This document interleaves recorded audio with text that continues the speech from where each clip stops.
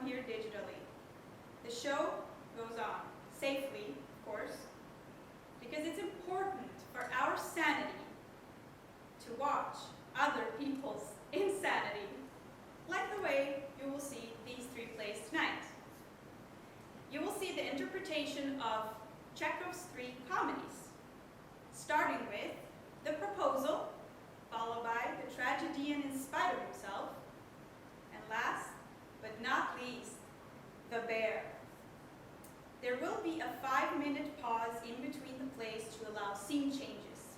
However, the last play, The Bear, there will be a 10-minute intermission, before the last play, of course. So the total of 1.5 hours of madness and fun. We are strictly following the rules and regulations from the Swedish government in regards to theaters.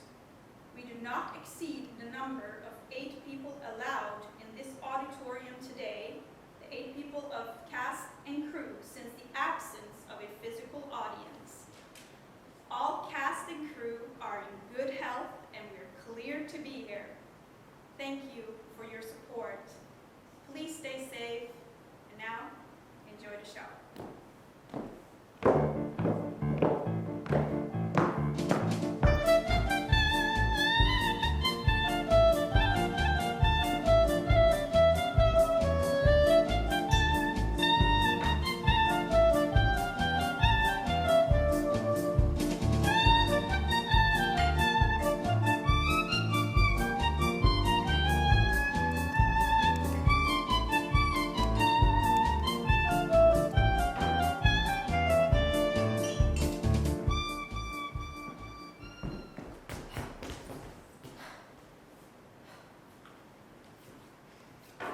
My dear Ivan Vasilievich, I'm extremely glad to see you here. Now, this is a surprise. How are you, so on and all that? I'm well, thank you. And how are you getting on? We're just getting by somehow. Thank you for your prayers and so on. Sit down, please. Now, you shouldn't forget all about your dear neighbors, you know. But why are you so formal? What's the occasion? Well, the evening dress and perfume and so on and all that. Are you going somewhere? Oh, no. I've only come to see you, honored Stefan Stefanovich. Then why have an evening dress, my boy? It's as if you're celebrating New Year's Eve. Well, you see, it's like this. I've come to you, honored Stefan Stefanovich, with a request. Wouldn't be the first time I've come to you for help, so to speak, and oh, pardon me, I'm shaking with nerves. If I could get a drink of that water there, honored Stefan Stefanovich. Well, if he's come to borrow money, he'll be sorely disappointed. What is it, my dear friend? You see, Honorovich Stefanovich, Stefanovich Honorovich, oh, pardon me, I'm shaking with nerves, as you can see. Now, in short, only you could help me, though I don't deserve it, and I haven't any right to expect your assistance. Don't beat around the bush, boy. Spit it out and so on. Well. Right. A moment. I've come to ask the hand of your daughter, Natalia Stefanova, in marriage. Oh, dear God in heaven. Ivan Vasilievich, such joy. Can you say that again? I'm not sure I heard all that and so on. I have the honor of asking. Oh, my dear boy, I'm so glad and so on. Yes, indeed, and all that sort of thing. You know, I've been hoping for this for a long time. You've always been like a son to me. Oh, God bless you both, and so on and all that.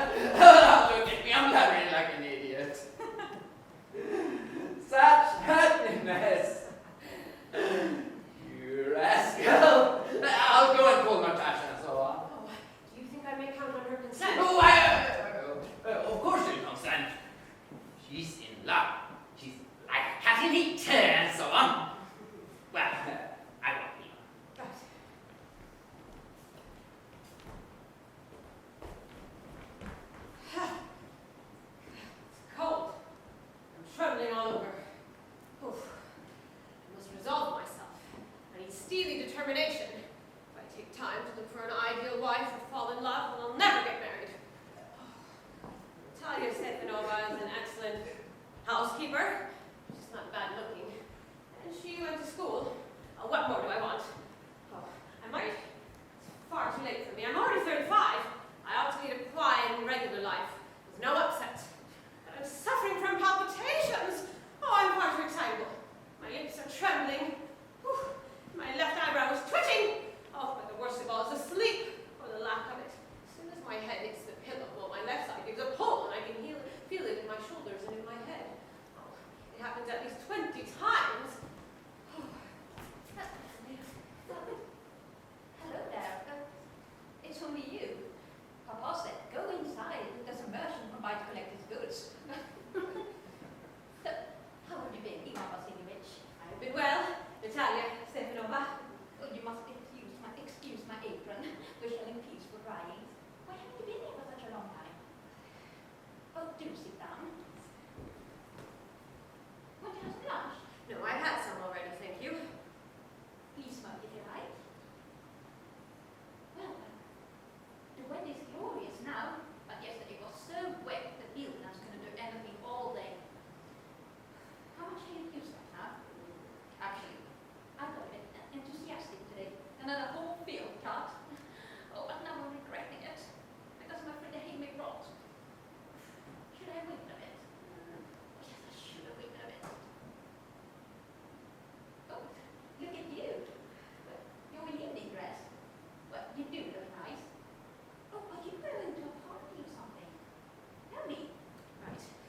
Well, the fact is, I've come here, honored Natalia Stefanova, to ask you two to see if you would. Of course, you might be surprised and perhaps a bit angry, but I. Oh, so What's the matter? Well, I shall be brief. You see, honored Natalia Stefanova, I have long, since childhood, had the honor of knowing you and your family. My aunt and her late husband, from whom you know I inherited my land, have always had the greatest respect for you and your father and mother. The Lomonovs and the Trubakovs have always been the affectionate regard for one another. Oh yes, we are close neighbors, of course you know that. My land borders yours, my oxen meadows touch your birch woods, and I... one moment. Please forgive the interruption, but you said my oxen meadows. But are they yours? Yes, they are mine, my oxen meadows, yes, yes. What are you talking about? Oxen meadows are ours, not yours. No, they're mine, Natalia Stefanova. Now, think very carefully, Ivan Vasilievich. How long have they been yours? For as long as I can remember. Well, I never did that before. How do you make that out? Oxen meadows, yes, that tiny patch of land wedged in between the birch woods and the birch marsh. And birch marsh. Yes, they're ours. No, they're mine. Well, exactly how do you make this out? How? Well, I have the documents, Natalia Stefanova. Now, it's true. Oxen meadows was once a subject of dispute, but now everybody knows they're mine. There's nothing to argue about. You see, my late aunt's grandmothers, peasants, gave those meadows to your father's grandfather's other peasants. Those peasants used the land for 40 years. They got accustomed to it as if it were their own. But really, what happened was... You're wrong. Both my grandfather and great-grandfather reckoned that their land extended to burnt marsh, which means that oxen meadows were ours. But there's no point in arguing. It's simply ridiculous. I have the documents, Natalia Stefanova. Oh, I see. You're just making fun of me. This is all a big joke. We've had land for nearly 300 years, and then we're suddenly told that it isn't ours. Ivan Vasilievich! I can hardly believe what you're saying. This land's not valuable. You only come about 12 acres, but that's not the point. It's the unfairness. I can't stand unfairness. Didn't you hear what I said? My aunt's grandmother, as I had already the honor of explaining to you, gave the meadows to your father's grandfather's peasants, only to use temporarily. Oh. Ivan Vasilievich. They're mine, Natalia Stefanova. No. Now. You can go on about it until you're through with it. You can bet 15 bread rabbits, but I tell you, they're ours. Ours.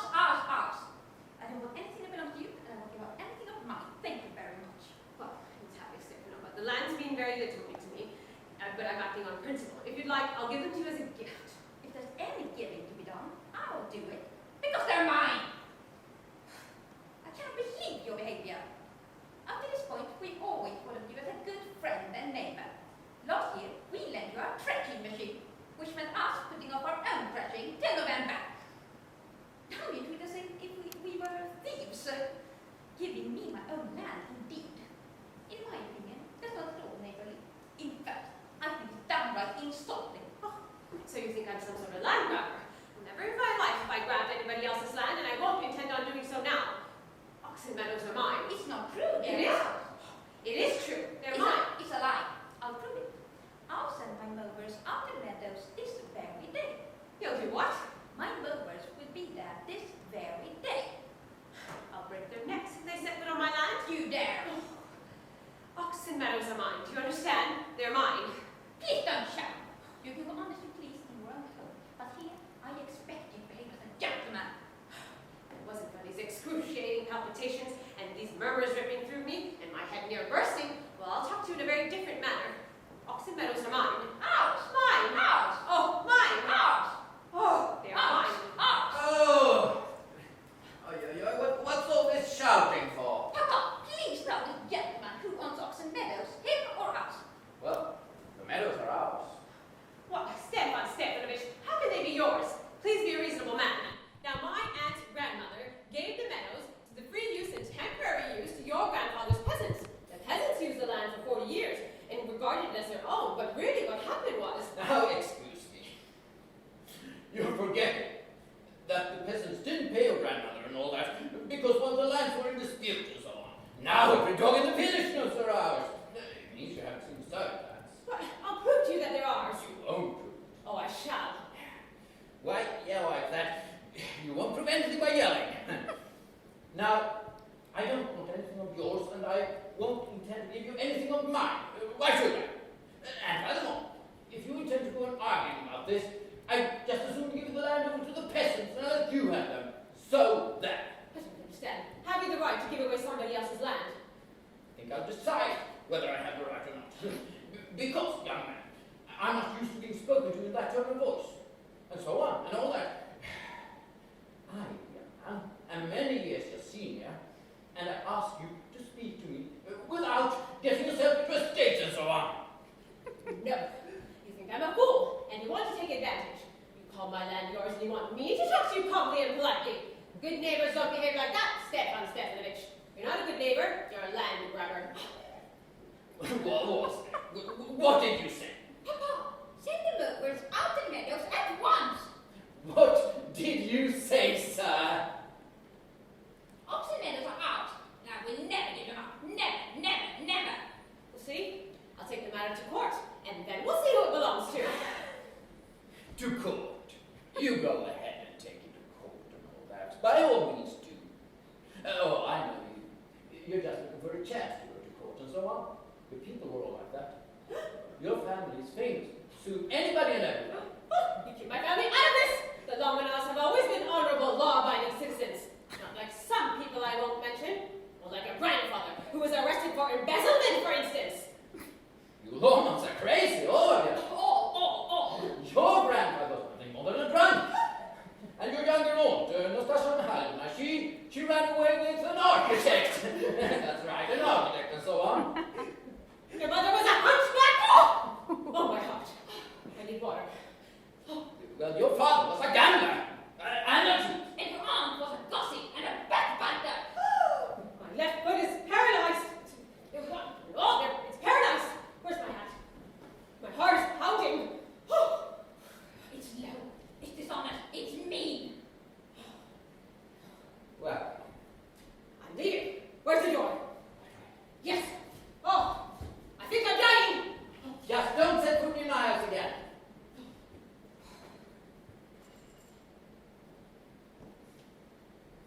Creep. Crook. The monster. First, he takes our land, and then he has the cheek to abuse us. And to think that upstart, that monkey brain, has the confounded nerve to make a proposal and so on and all that. What proposal?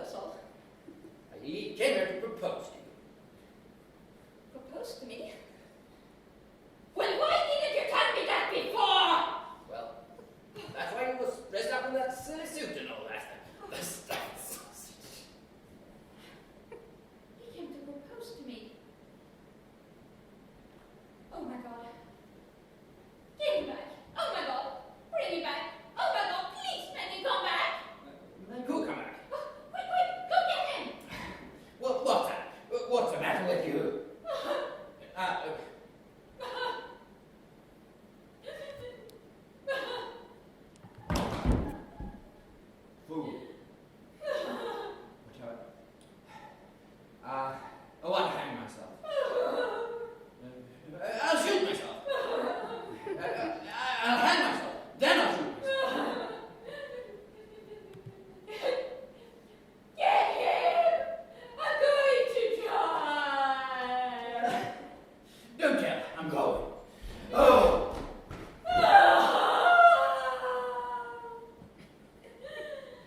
What have they done to me? Oh, make me come back, please!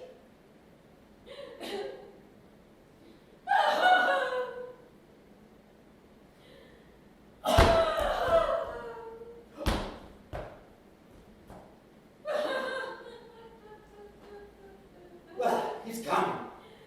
He's coming back and all that. You talk to him yourself this time. I leave it to you and all that and so on. Get him! He's coming, I told you. Oh, what a burden, Lord, to be the father of a grown-up daughter. I'll cut my throat. I will indeed. We cursed him. We abused him. We drove him out. And it's all your doing. Yours. It was you. Oh, I tell you, it's not my fault. Well, you talk to him yourself this time. My heart's beating wildly. Something's pulling inside me. My head's about to burst. Ivan Vasilievich, please forgive us. We were a little heated. I remember now. Och, sen är det skulle avgöras. My heart's about to burst. Yes, the meadows. My eyebrows are twitching. Yes, yes. The meadows are yours. Do sit down.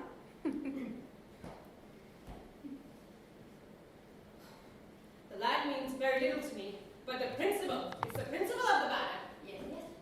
The principle. Now, let's talk about something else. I have the evidence, you see. My aunt's grandmother gave them. I have the evidence. Yes, yes. That's enough. We shall have to start. Will you be going hunting this season? Oh, yes. I thought of having a go at the grease and the goose after harvest. Oh, haven't you heard? My best dog Gesser has gone lame. Oh no, what a pity. How did it happen? I don't know. He must have twisted it or gotten bitten somehow. He's my very best dog. To say nothing of how much he cost me. I gave bid enough for $125 for him.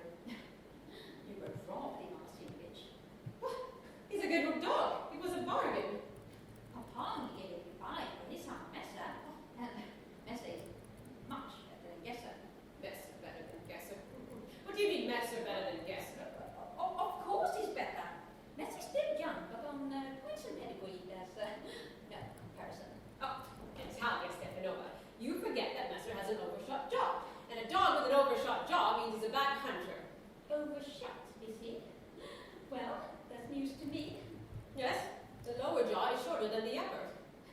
You've measured it, have you? Yes. Now he's okay at chasing things. If you want him to get a hold of anything. In the first place, our Messa is a thoroughbred animal, the son of Lesser and Stresser, whereas your Gesser is the son of Slusher and Pusher, and has no pedigree whatsoever. He's just a flea-bitten old wretch. Oh, he's old, but I wouldn't take 5 Messers for him. Well, how could you? Gesser's a proper dog, and as for Messer, it's a joke of a hound. Why, if you paid 25 for him, well, that would have been 20 too much. Ivan Vasilievich, are you being obnoxious on purpose today? First you pretend that meadows are yours, and now you think that Gesser is better than Messer. I don't like people who refuse to face facts. You know perfectly well that Messer is 100 times better than your ridiculous Gesser. Well, Natalia Stepanova, that you consider me either blind or stupid. You must realize that Messer is overshot. It's not true. It is. It's not true. What are you shouting for? What are you lying for? Gesser is shot, and you dare to compare him with Messer. I'm having palpitations again. You are too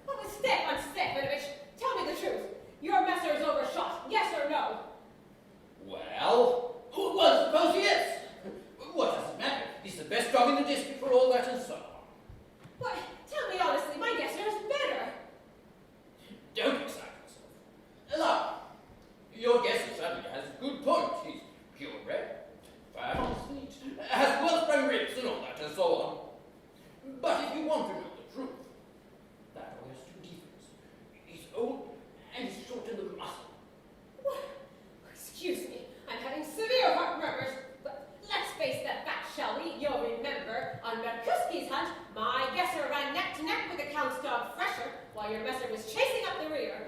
He got left behind because the count hit him with this whip. For good reason. The dogs are supposed to chase the fox, not the sheep. No, that's not true. Now, I'm very liable to lose my temper. So, let's just bargain. You started because we're all jealous about everybody else's dogs. Yes, we're all like that. You no sooner notice that some dog is better than your guesser, and then you start with this and that and so on and all that. Oh, I remember everything. Well, I remember too. I what do you remember? I can't. My heart. Oh. Oh, my heart. What sort of a hunter are you? You look better off lying in that dark room than chasing after foxes.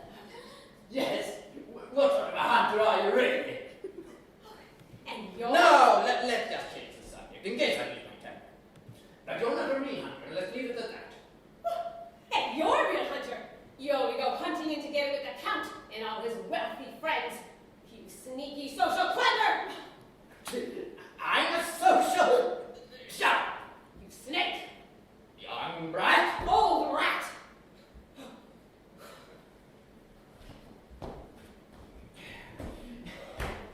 Aha! My heart! Shut up or I'll shoot you like a puppet! My shoulder's come off! Oh, my heart! Yes, I'm dying! You call that doctor! I'm dying! Fool! I'm sick. My heart's pounding. You can't even ride a horse properly. Papa? What's the matter with him? What's that? What's the matter now?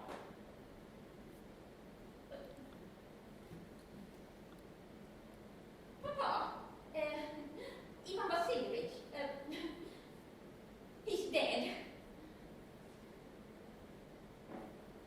Oh, he's dead! Ah! Ah! Ah! He's dead? My gosh. Doctor, water!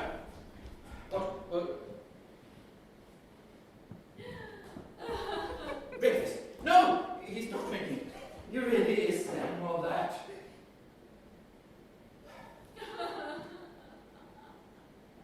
Why don't I put a bullet into my brain? I deserve to die. Give me a knife. No. Give me a pistol. Pistol.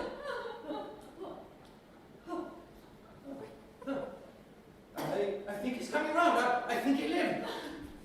Yes. Drink this. That's right. It's dark. It's blurry. Where am I? Now, listen to me. Just hurry up and get married. She's willing and all that. I gave you my blessing, but, well, just leave me in peace. What? Who? She said yes. Well, go on, kiss her. Oh, you're alive! Oh, yes, Oh. yes, I'm willing! Oh, yes. Kiss each other. Oh, yes. This is nice. Oh, I remember everything now. Natalia Stefanova. Oh, yes. Oh, I'm happy. The meadows and the stars and my left foot is still paralyzed, but yes. I'm happy too. What a weight off my shoulders. So now you can admit that Messer is better than Gessler. It's worse. Better! Oh, damn it! Work! And so they lived happily ever after. Champagne.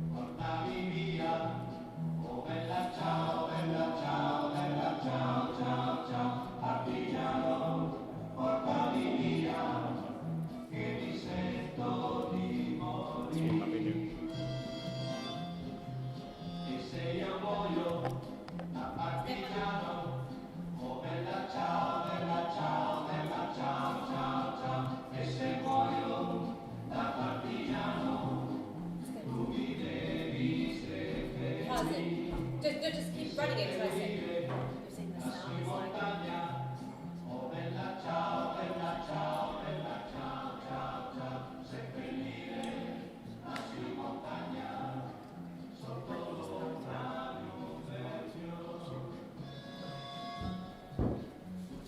Two more minutes.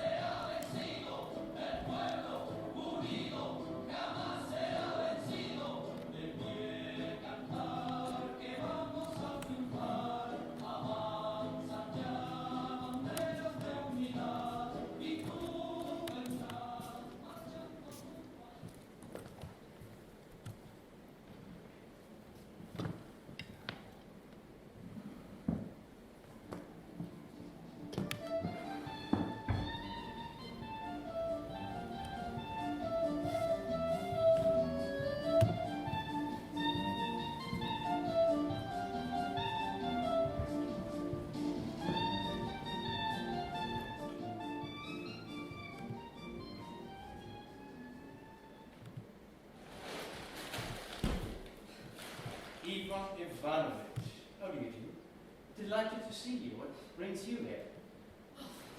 My dear friend, I want to ask you something. I implore you, lend me a revolver till tomorrow. Be a friend now. What do you want a revolver for? Oh, fathers. Oh, water. I'm going to go in the dark wood tonight, so in case of any accidents, don't ask any questions and just give me the revolver.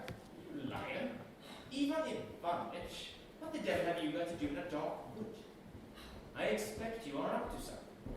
I can see by your face that you are indeed up to something. What's the matter with you? Are you ill? Oh, wait a moment. Let me breathe. Oh, I'm dog tired. I've got a feeling all over me, and in my head as well, as if I've been roasted on a spit. I can't stand it any longer.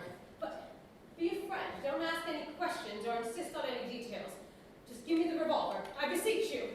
Well, really, Ivan Ivanovich, what cowardice is this? You're the father of a family and a civil servant holding a responsible post.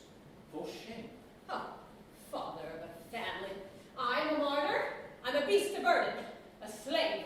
A fool. A rascal who keeps waiting here for something to happen instead of starting off into the next world. A rag. An idiot. Why my life? What's the use? Huh? I'll tell you. Why my life? What's the use? What's the purpose of this uninterrupted series of mental and physical sufferings? To be a martyr to an idea, yes, but to be a martyr to devil knows what? Skirts and lamps. No. I humbly decline. Aha! Had enough. Enough. Don't shout, the neighbors will hear you. Let the neighbors hear. It's all the same to me. And if you don't give me the revolver, somebody else will. And that'll be the end of me anyways. I made up my mind. Hold on, you're pulling off a button. Speak calm. I still don't understand what's wrong with your life. What's wrong? You ask me what's wrong? Well, very well. I'll tell you. And then perhaps my soul will feel a bit lighter. Sit down. Well, where shall I start? Let's take today, for instance. Let's take today. As you know, I've got to work at the Treasury from 10 to 4. It's hot. It's stuffy. There are flies. And my dear fellow, the very dickens of chaos. The secretary's on leave. Chekhov has gone to get married. And the smaller fry is mostly in the country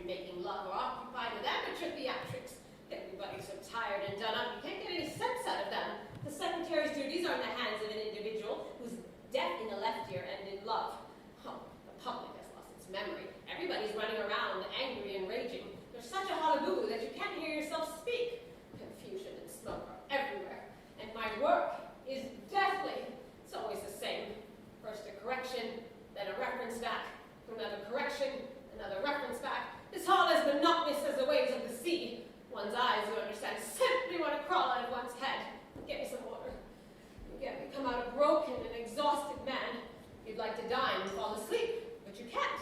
You remember that you live in the country. That is, you're a rag, a fool, an idiot, a bit of string, a bit of limb, flesh. You've got to run around and do errands. Where we live, a pleasant custom has grown. When a man goes to town, every wretched female inhabitant, including one's own wife, has the right to give him a list of commissions. Oh yes, the wife orders you into the corset maker and curse her for making the corset too wide across the chest and too narrow across the back. Little Sonia wants a new pair of shoes. Your sister-in-law wants scarlet silk. Yes, the pattern at 20 kopecks and 3 arshins long. Oh, just wait. I'll read you this list of commissions. Aha! A bowl for the lamp, 1 pound of pork sausages, 5 kopecks worth of cloves and cinnamon, castor oil for Misha, 10 pounds of granulated sugar, and to bring with you from home, a copper jar for the sugar, carbolic acid, insect powder, 10 kopecks worth, 20 bottles of beer and vinegar, and corsets for Mademoiselle Chanou at number 82. And what's this here? Yes, bring home Misha's winter coat and goulashes. That's the order of the wife and family. And then there are the commissions of my dear friends and neighbors. Devil take them. Tomorrow's the name day of Alodia Vlaskin, to buy a bicycle for him. Oh, and then there's the wife of Lieutenant Colonel Vilkin, who's in an interesting condition. So I'm therefore bound to call in at the midwives every day, and so on, and so on. Oh, there are 5 notes in my pocket, and my handkerchief's all in knots. So, my dear fellow, you spend the time running between your office and the train, running around the town like a dog with his tongue hanging out, running and cursing life, from the clothiers to the chemists, from the chemists to the corset maker, and from the corset maker to the pork butchers, and then back again to the chemists. In one case you stumble, in a second you lose your money, in a third you forget to pay, oh, they raise a hue and cry after that, and on the 4th you're treading on the train of a lady's dress. Oh, you get so shaken up from all of this. Your bones ache all night, and you dream of crocodiles. Well. And then when you made all the purchases, how are you to pack all these things? For instance, how are you to put the copper jar together with the lead bulb, or the carbolic acid with the tea? How are you to make a combination of the beer bottles and the bicycle? Is the labor of Hercules a puzzle, a rebus? Whatever tricks you think of in the long run, you're bound to smash or scatter something. Oh, and then at the station and in the train, you stand with your arms apart, with parcels under your chin. Parcels, cardboard boxes, and such rubbish all over you. Oh, and then the train moves, and the passengers, they just throw your luggage about on all sides. You've got your things on somebody else's seat. Whew, they yell, they call for the conductor, they threaten to throw you up, but what can I do? Stand there and blink my eyes like a whacked donkey. No. Well, now listen to this. Then I get home, and you think I'd like to have a nice little drink after my righteous labors. Isn't that so? And a good square meal. Not a chance. The wife has been on the lookout for me. You hardly started on your soup when she's got her claws into you, the wretched slave that you are. Wouldn't you like to go to some amateur theatricals or to a dance? You can't protest. You're a husband. And the word husband, when translated into the residents of the summer country, means a dumb beast. So you go, and you blink at the play, a family scandal or something. You applaud when your wife tells you to. You applaud and applaud until you feel worse and worse and worse. Really, you expect an apoplectic fit to happen at any moment. Oh, and then you have to go and dance. You must find partners with your wife. If you don't find partners, well then you're twirling on the dance floor yourself. And then after the theater and after the dance, you get home when you're no longer a man, but a useless limp rag. Well, you do get home. You get to unrobe. Yes, it's true. You close your eyes. Yes, it's excellent. You finally get into bed. It's very poetic and warm, you see. The children are not squealing anymore. You got rid of your wife. Your conscience is clear. Oh, yes. Everything's nice and warm. Finally, you close your eyes. And suddenly, you hear the buzz! Yes, that's right! Mosquitoes! Mosquitoes! Be thy trifling accursed mosquitoes! Oh, one of the plagues of Egypt. One of the tortures of the Inquisition. Oh, the buzz. It's pitiful. It's pathetic. As if the villain is begging your pardon. Oh, it stings you so you scratch yourself for an hour after. Oh, you try everything. You cover yourself from head to foot in smoke, but it's no use. Finally, you let the cursed things devour you. But you no sooner got used to the mosquitoes when another plague begins. Oh, that's right. Downstairs, your wife is practicing sentimental songs with her two friends. They sleep by day, but rehearse amateur concerts by night. Oh my God, those tenors are torture which no mosquito on earth could compare to. Oh, tell me my youth has not ruined me. Before thee I do stand enchanted. Oh God, those beastly things. Oh, and to deafen myself, I do this. I just strum on my ears, just like this. That goes on to 4 a.m. Oh, and not having slept, I get up at 6 a.m. And then I run to the train station. I run not to be late. It's muddy and foggy and cold. And then I get to town and I start all over again. So there, brother, there. It's a horrible life. I wouldn't wish one like it for my enemy. Oh, God, I'm ill. I've got asthma. Everything's thick before me. I've got indigestion.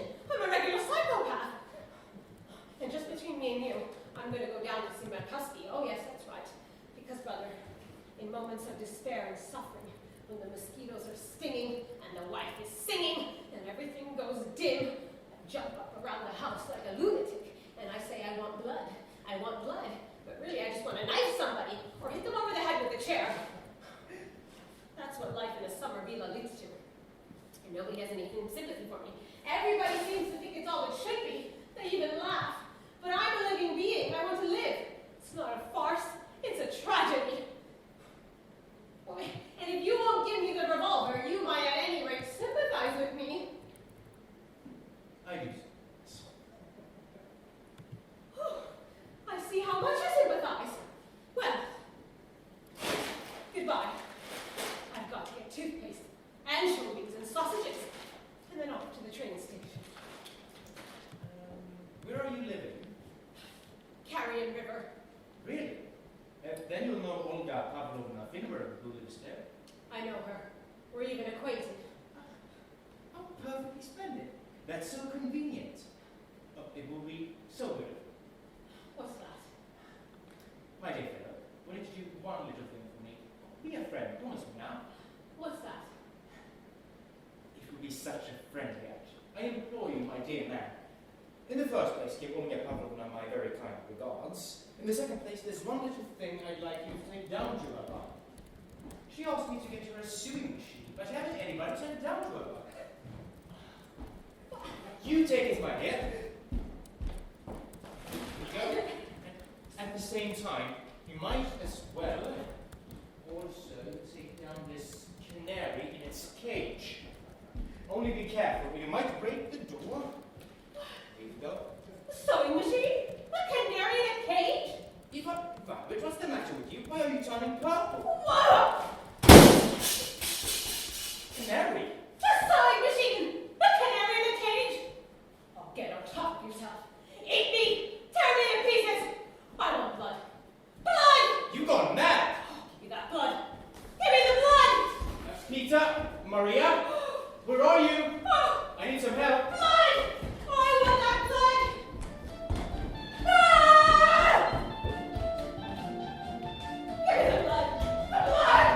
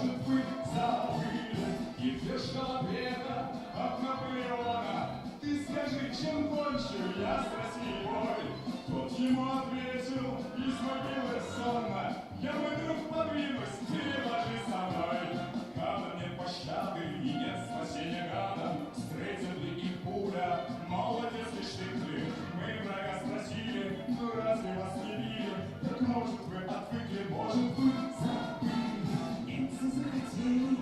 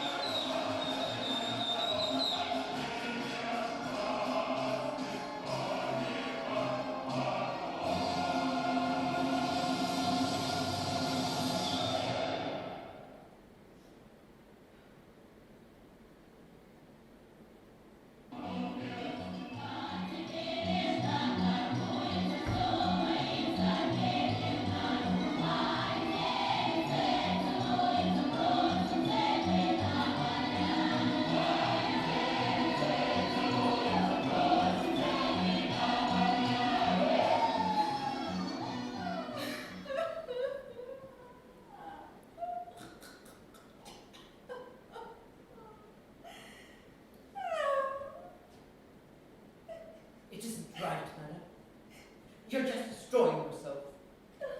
The maid and the cook have gone out for fruit picking. Every living being is rejoicing. Even the cat understands how to enjoy herself and walks about in the yard catching midges.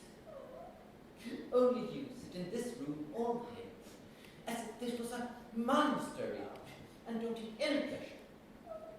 Yes, really. I reckon it's a whole year that you haven't left the house. I shall never go out. Now, why should I? My life is already at an end. He's in his grave, and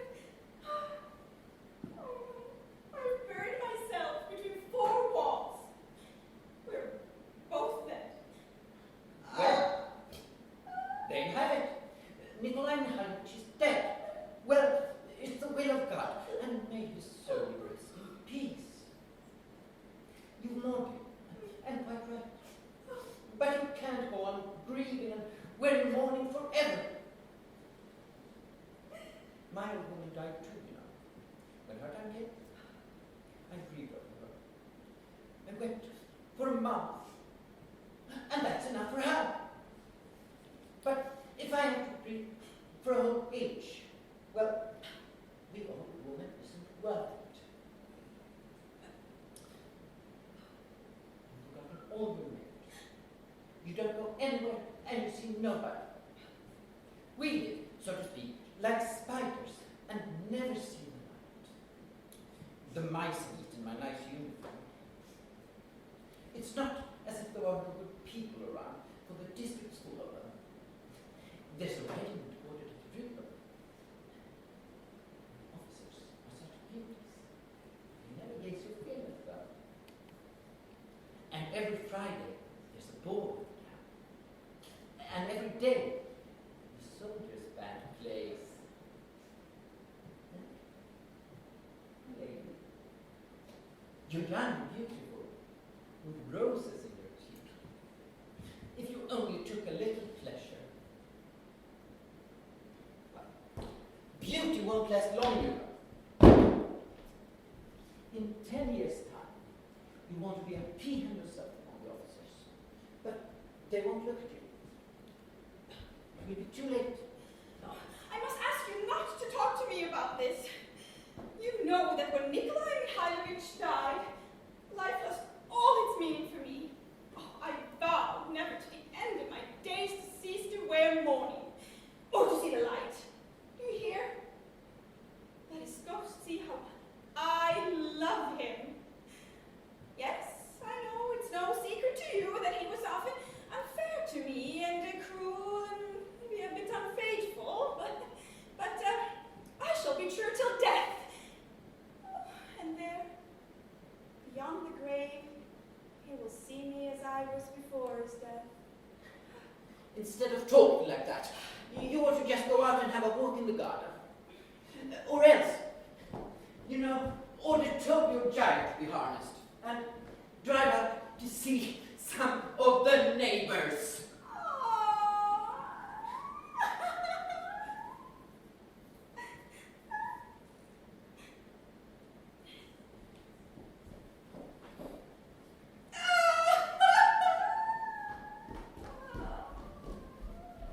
Madam, dear madam, what is it? Oh, bless you. He was so fond of Toby. Oh, he always used to ride on him to the Korchagins and the Vlasovs. Oh, how well he could ride. What grace there was in his figure when he pulled at the reins with all his strength. Oh, do you remember? Oh, Toby. Do you tell him to give him an extra feed of oats? Yes, madam. Who is that? Tell him I received nobody. Yes, madam.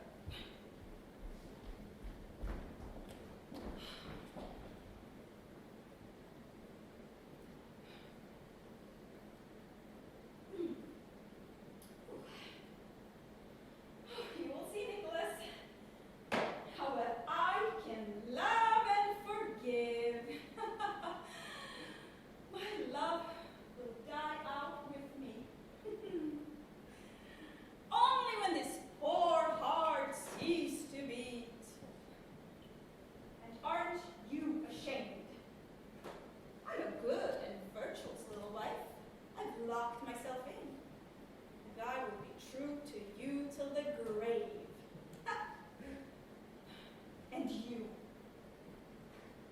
Aren't you ashamed, you bad child?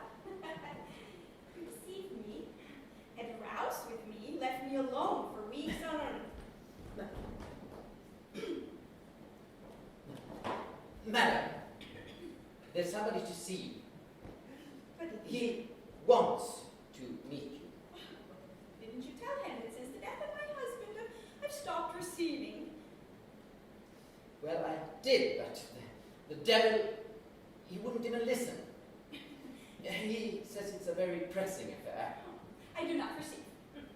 I told him so, but he just curses and pushes him so rightly. He's in the dining room now. Ah, very well, ask him in. Manners. These people annoy me. What does he want from me? Or should he disturb my peace? No, I see that I should have to get into a monastery after all. Yes? A monastery. Fool!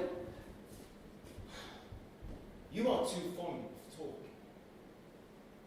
Ass. Madam, I have the honor to present myself. I am Gregory Stefanovich Smirnov, landowner and retired lieutenant of artillery. I'm compelled to disturb you on a very pressing affair. What do you want? Your late husband, with whom I had the honor of being acquainted, died in my debt for 1,200 rubles on 2 bills of exchange. As I got to pay the interest on a mortgage due tomorrow, I come to ask you, madam, to pay me the money today. 1,200, and what was my husband let you for? He used to buy oats from me. So don't you forget you get to give Toby an extra feed of oats. If Nikolai Mihailovich died in debt to you, then I shall most certainly pay you, but you must excuse me today, since I haven't any spare cash. But the day after tomorrow, my steward will be back from town, and I'll give him instructions to settle your account. But at the moment, I cannot do as you wish. Moreover, it's exactly 7 months today since the death of my husband, and I am in a state of mind which absolutely prevents me from giving money matters my attention. And I'm in a state of mind that if I don't pay the interest due tomorrow will force me to make a graceful exit from this life feet first. They will take my estates. You will have your money the day after tomorrow. I don't want the money the day after tomorrow. I want it today.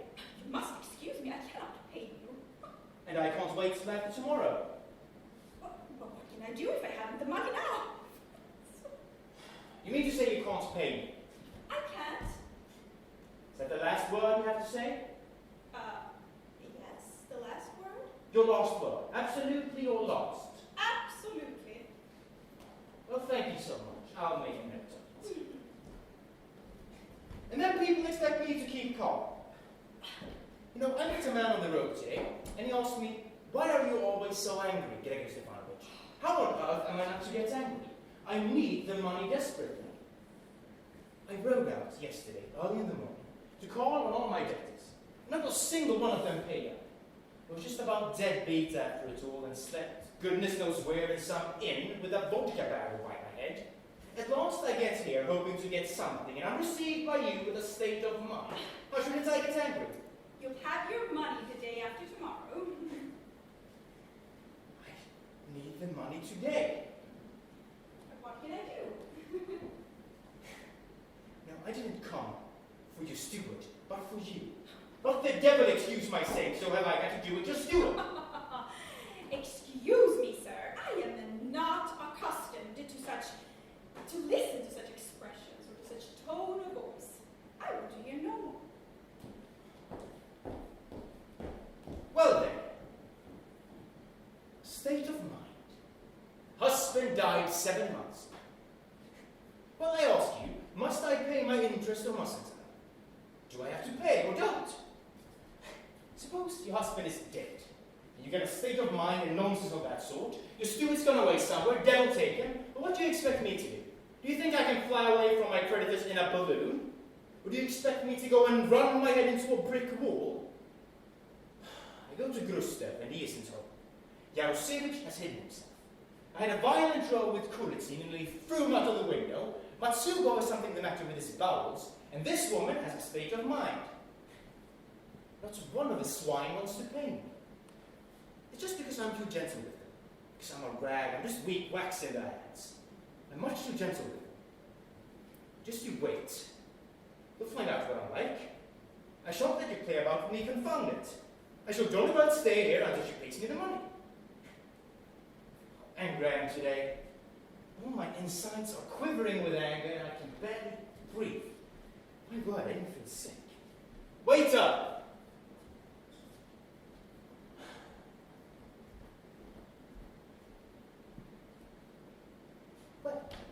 What is it? Go get me some plus for water. What a way to reason. A man is in desperate need of his money, but she won't pay it because, you see, she's not disposed to attend to money matters. Well, that's really silly feminine. That's why I never did like and don't like now to have to talk to women. I would rather sit on a barrel of gunpowder than talk to a woman. I can't even see one of these poetic creatures from a distance without breaking out into a cold sweat out of sheer anger. I can't look at them.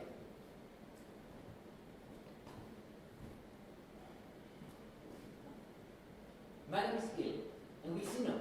Get out! Ill, and we'll see nobody. No, it's all right. You don't see me.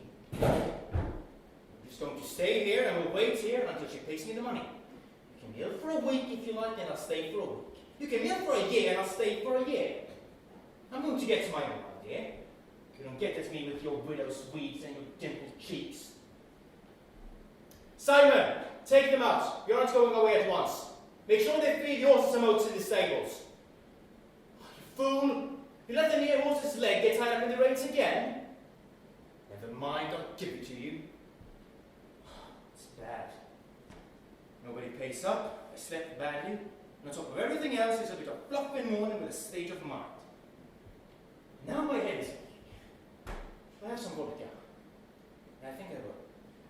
Waiter!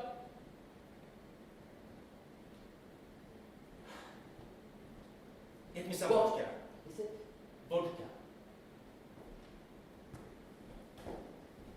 I must say I look well.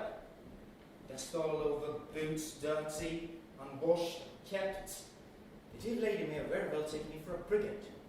It's rather impolite to come into a drawing room in this state, but it can't be helped. I'm not here as a visitor, but as a creditor. There's no dress specially prescribed for creditors. Well, you do allow yourself to go very fast, sir. What? Nothing, I really... Shut up! Who are you talking to? I think the devil's come to stay. Bad. Angry I am today. So angry I could grind the whole world to dust. I even feel sick. Waiter!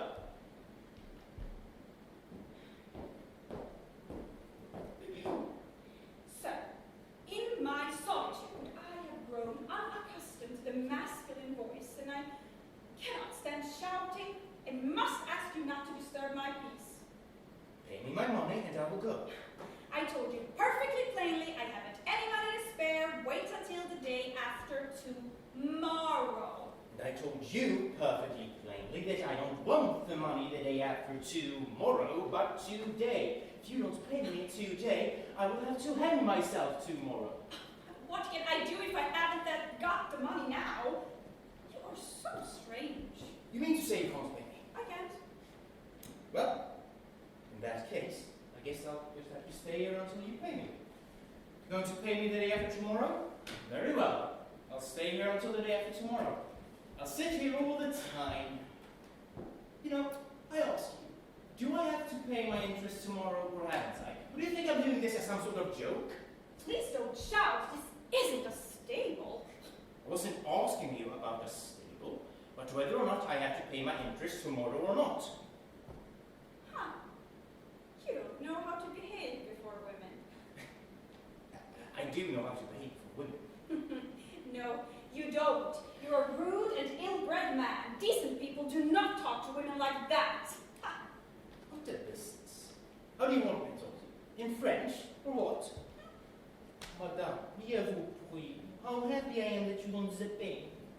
I'm so sorry I disturbed you. Such lovely weather today, and how well you look in mauve. That's silly and rude. Silly and rude. I don't know much about it before women.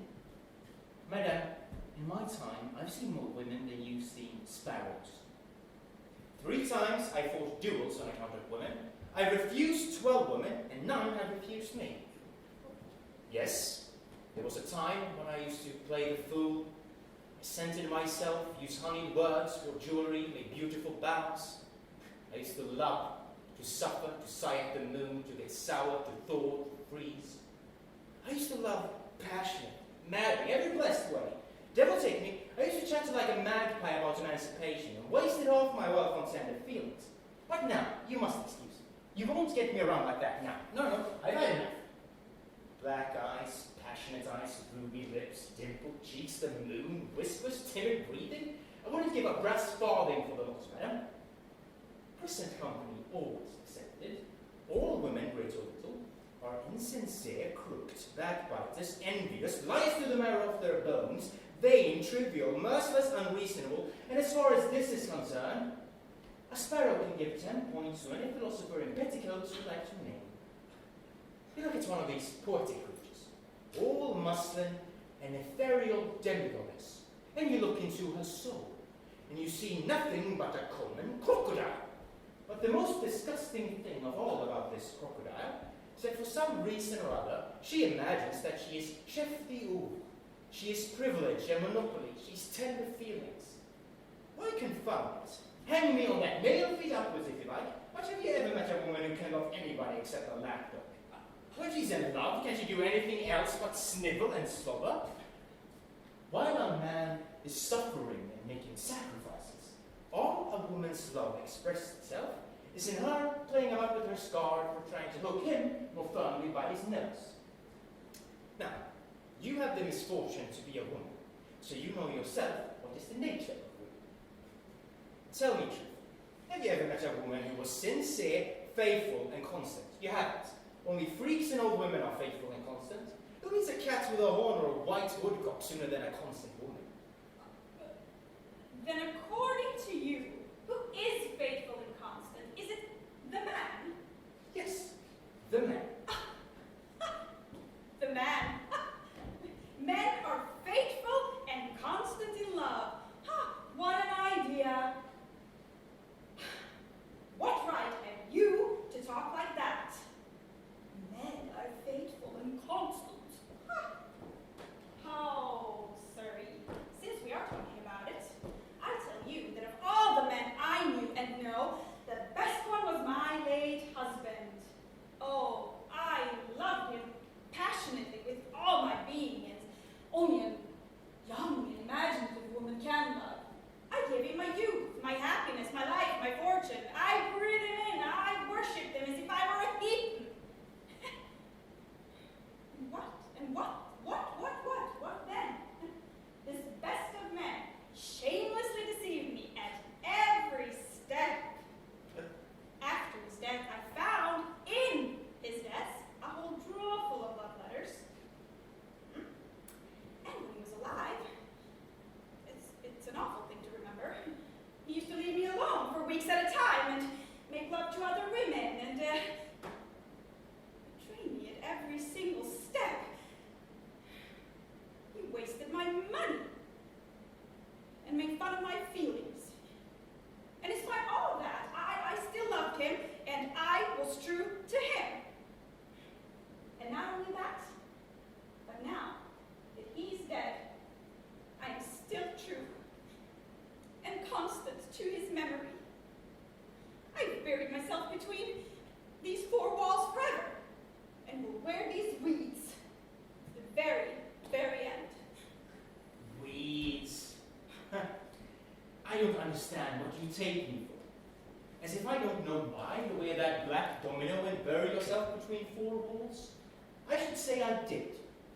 Isn't it so mysterious, so poetic, when some tame poet goes past your window, and he'll think, Oh, there lives the mysterious Tamara, who for the love of her husband has buried herself between 4 walls. We know these games. What? How dare you say all that to me? You may have buried yourself alive, but you haven't forgotten to powder your face. Dare you speak to me like that? Please don't shout, I'm not your steward. You must allow me to call things by their real names. I'm not a woman, so I'm used to saying what I think straight out. Don't you shout either. I'm not shouting, it's you. Now, please leave me alone. Pay me my money and I will go. Oh, I shan't give you any money. You will. I shan't give you a farthing just to spite you. Now you leave me alone. I don't have the pleasure of being either your husband or your fiancé, so please don't make scenes. I don't like it.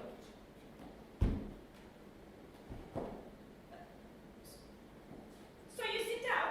I do. I ask you to go away. Give me my money and me I I don't want to talk to impudent scoundrels. Now get out of this. Aren't you going? No? No. No? No. Very well.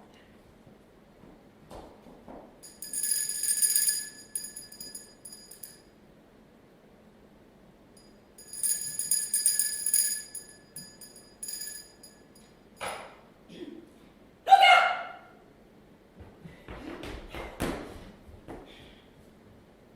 Show this gentleman out.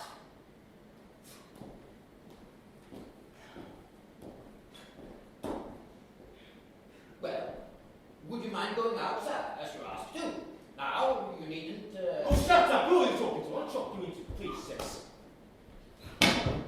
Little fathers! What people! I'm ill! I'm ill. I can't breathe! They've all gone out to be fruit. There's nobody at home. Oh, Madam Water, please, I'm ill. Get out of this now! Can't you be more polite? Oh, you're a bore! Of course, bear, a bourbon, a monster! What? What did you say to me? You're a monster, a bear! May I ask you what right you think you have to insult me? And suppose I'm insulting you. Do you think I'm afraid of you? And do you think that just because you're a poetic creature you can insult me with impunity, eh? We'll fight this out. Others, people. Oh, water. With pistols. And do you think I'm afraid of you just because you have large fists and a bull's throat, eh, bourbon? We'll fight this out. I'm not going to be insulted by anybody. I don't care if you're a woman, one of the softer sex indeed. A bear, bear, bear! It's about time we get rid of the prejudice that only men need to pay for their insults. Devil take it. If you want equality of rights, you can have it. We'll fight this out. With pistols. Very well then. This very minute. This very minute. My husband has some pistols. I shall bring them here. Oh, what pleasure it will give me to put a bullet into your thick head. Devil take you. Oh. I'll bring her down like a chicken. I'm not a little boy or a sentimental puppy. I don't care about this softer sex. Gracious little fathers. Oh!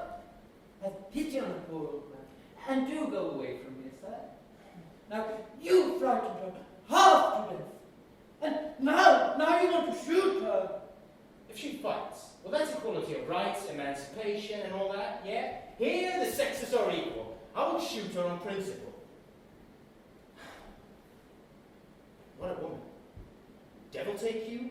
Puts a bullet into your thick head, eh? How she reddened? How her cheeks show? She accepted my challenge.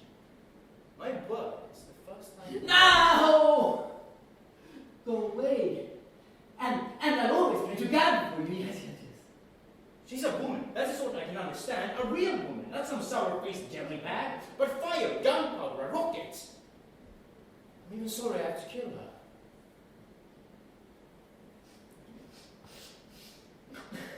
No!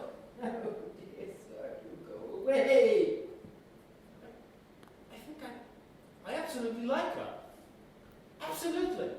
I like her, even though her cheeks are dimpled, I like her. I'm almost ready to let the debt go. I'm not even angry any longer. She's a wonderful woman. Here are the pistols. But before we fight, you must show me how to fire. I've never really had a pistol in my hands before. Dear God in heaven, mercy and save her! Well, I don't find a coachman in the garden. Why has this infliction come upon us? Well, you see, there are several sorts of pistols. There are Mortimer pistols specially made for duels. They fire a percussion cap. These are Smith & Wesson revolvers, triple action with extractors.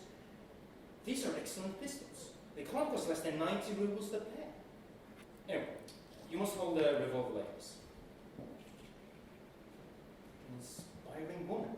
Like this. Yes, like that. And then you take aim, hook the trigger, put your head back a little, pull out your arm properly, just like that.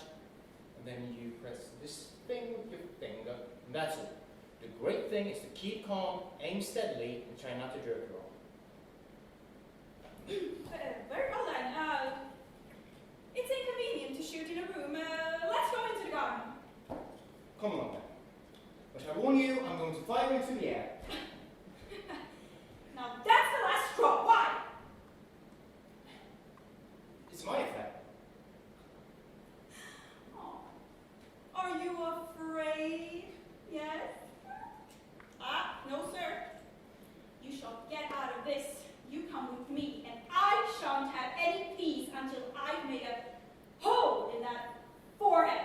Ugh, that forehead which I hate so much. Are you afraid? Yes, I'm afraid. Now you lie. Why won't you fight? Because I like you. He likes me. He dares to say he likes me. That's the way. Listen, are you still angry? I'm devilishly annoyed too, but the fact is, how can I express myself? The thing is, it's like this, so to speak. Well, is it my fault that I like you? Devil take it, now I'm smashing up your furniture. I like you. Do you understand? I almost love you. Get away from me. I hate you. God, what a woman. I never in my life seen anyone like her. I'm done for, lost, fallen into a mousetrap like a mouse. Stand back or I'll fire. Fire then? You can't understand what happiness it would be to die before those beautiful eyes. Or to be shot by a revolver held in that little velvet hand. I'm up to my senses. Think. Because if I go out, we shall never see each other again. Decide now. I am a landowner of respectable character. I have an income of 10,000 a year. I can put a bullet through a coin tossed into the air as it comes down. I own some fine horses. Will you be my wife? Let's go out. Let's fight. I'm mad. I understand nothing. Waiter, get me some water. Let's go out and fight. I'm off my head. Like a boy, like a fool. I love you. I love you as I never loved anyone before. I refused 12 women, 9 have refused me, but I never loved any one of them as I love you. I'm weak, I'm waxed, I'm melted, I'm on my knees offering you my hand. A shame. I haven't been in love for 5 years, I took a vow, now all of a sudden I'm in love like a fish out of water. I offer you my hand, yes or no?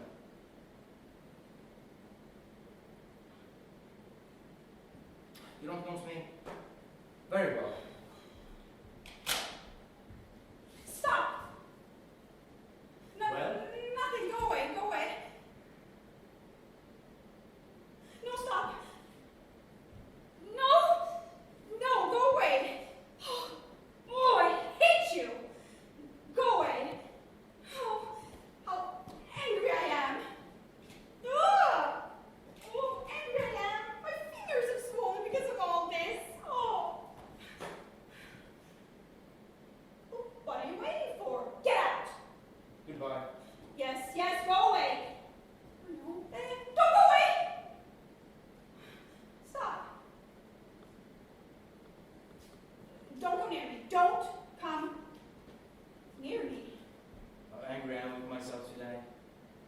like a student. I've been on my knees.